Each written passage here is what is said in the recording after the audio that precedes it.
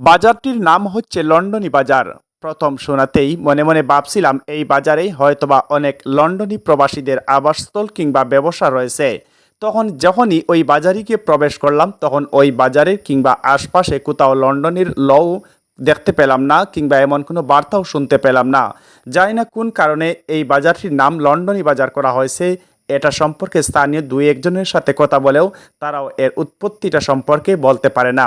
তবে একজন প্রবীণ মুরব্বী বলেছেন, কোনো এককালে কোনো এক লন্ডনী এসে এখানে একটি স্থাপনা তৈরি করেছিলেন এবং শেষেই তিনি ব্যবসা বাণিজ্য করেছিলেন। সেই নাম অনুপাতে এই বাজারটির নাম হচ্ছে লন্ডনী বাজার। বাজারটি হচ্ছে সিলেট জেলার গোয়াইনঘাট উপজেলার পিকনিক স্পট অর্থাৎ জাফলং পিকনিক স্পটের বিপরীত পাশে এই বাজারটি, যেখান থেকে বৃহত্তর এলাকার যে চা বাগান রয়েছে সেই চা বাগানের উৎপত্তি হয়েছে।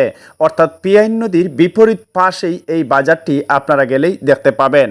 তো যাই হোক, এই বাজারে ঘোরাফেরা করে এমন ভালো কিছু খাবারও পেলাম না। অবশেষে একটি দোকান থেকে সামান্য নাস্তা সেরে এই যে মূল কথা হচ্ছে যে সৌন্দর্য আমরা উপভোগ করলাম লন্ডনী বাজারের কোণা থেকে দাঁড়িয়ে আমরা পিকনিক স্পটের যে প্রাকৃতিক সৌন্দর্য রয়েছে সেই সৌন্দর্য উপভোগ করলাম। লন্ডনী বাজারের এক পাশেই বড় একটি পাথর রয়েছে, সেই পাথরের উপর দাঁড়িয়ে উকি দিয়ে আমরা দেখলাম পিয়াইন নদীর চারপাশের সৌন্দর্য এবং সামনের দিকে তাকাতেই দেখলাম যে পিকনিক স্পট রয়েছে জাফলং পিকনিক স্পট। সেই পিকনিক স্পটটি খুব সুন্দর পরিষ্কারভাবে তার চারপাশের সৌন্দর্য এখান থেকেই উপভোগ করা যায়।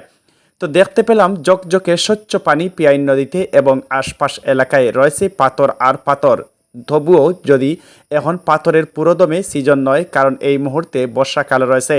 তো বর্ষাকালে নদী রয়েছে পরিপূর্ণ ভরা, কিন্তু এরপরও পিয়াইন নদীতে পরিপূর্ণ পানি না থাকায় তার প্রাকৃতিক সৌন্দর্য উপভোগ করা গেছে।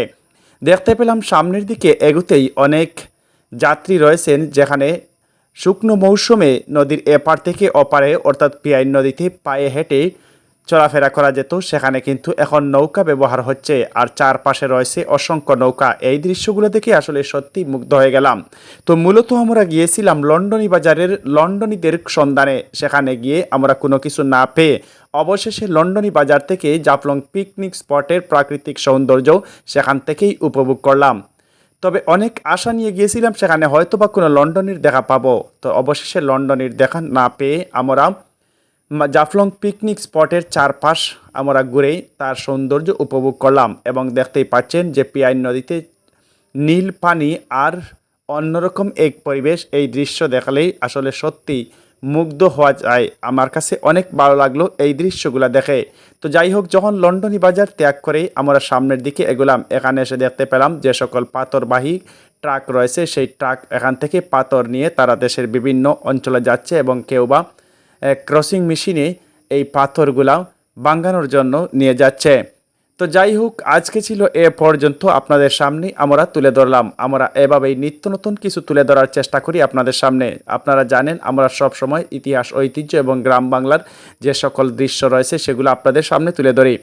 আপনারা এতক্ষণ ভিডিওটি উপভোগ করলেন, ভালো লাগলে একটি লাইক দিয়ে শেয়ার করে দেবেন। ধন্যবাদ জানাচ্ছি এতক্ষণ সাথে থাকার জন্য।